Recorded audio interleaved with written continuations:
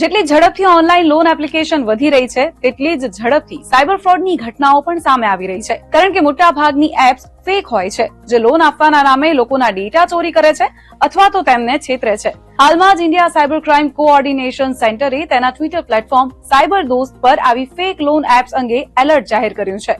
આજે સાયબર લિટરસીમાં જાણીશું કે ફેક લોન એપ્લિકેશન શું હોય છે અને તેને કેવી રીતે ઓળખવી તે વિશે.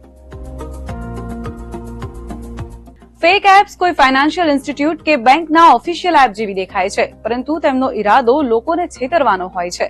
આ એપ્સ લોન આપવાના નામે યુઝર પાસેથી જરૂરી દસ્તાવેજો, ફોટોઝ, બેંક ડિટેલ્સ અને મોબાઈલ પરમિશન લે છે.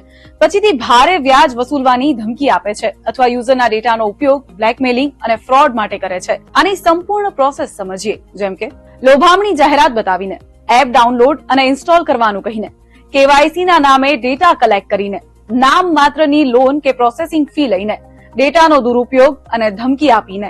કોઈ લોન એપ અસલી છે કે નકલી તેને કેવી રીતે ઓળખવી? ઇન્દોર ક્રાઇમ બ્રાન્ચના એડિશનલ ડીસીપી રાજેશ દંડોટિયા પ્રમાણે ભારતમાં લોન એપ્સને ભારતીય રિઝર્વ બેંક સાથે રજીસ્ટર કરાવવી ફરજિયાત છે. જો કોઈ એપ RBI ની વેબસાઇટ પર ન હોય તો તેવી લોન એપ્સ ઇન્સ્ટોલ ન કરો. ઉપરાંત કોઈ પણ લોન એપ ડાઉનલોડ કરતા પહેલા કેટલીક બાબતોને ધ્યાનમાં રાખો, જેમ કે એપ RBI થી રજીસ્ટર્ડ બેંક કે NBFC સાથે જોડાયેલી હોય તો જ ભરોસો કરો. પ્લે સ્ટોર પર એપની રેટિંગ, રિવ્યુ અને ડેવલપરની જાણકારી જુઓ. તરત જ લોન જેવા ઓફરવાળી લિંક પર ક્લિક ન કરો. પોસ્ટ કે મેસેજમાં આવેલી APK લિંકમાંથી એપ ડાઉનલોડ ન કરો. કોઈ પણ લોન એપ્સની ટર્મ્સ અને કન્ડિશન્સને ધ્યાનથી વાંચો.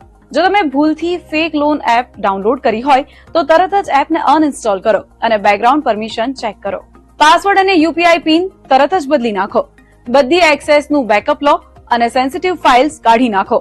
જો બ્લેકમેલ કરી રહ્યા હોય કે ધમકી આપી રહ્યા હોય તો સાયબર સેલ કે નજીકના પોલીસ સ્ટેશનમાં ફરિયાદ કરો અથવા national cyber crime reporting portal પર ઓનલાઈન ફરિયાદ નોંધાવી શકો છો.